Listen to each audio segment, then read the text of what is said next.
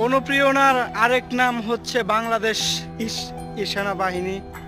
তো 22শে জুলাই বাংলাদেশ সেনাবাহিনীর গায়ে উঠেছে হাত, তো আমার মনে লেগেছে খুবই আঘাত।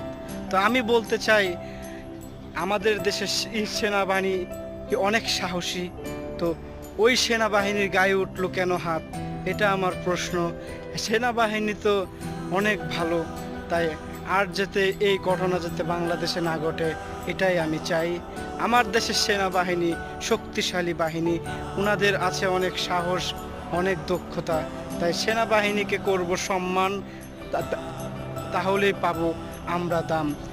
সেনাবাহিনী ছাড়া একটি দেশ অচল, তো আমরা সেনাবাহিনীকে সম্মান করব, আর যাতে এরকম বাংলাদেশে না হয় কখনো ভুল।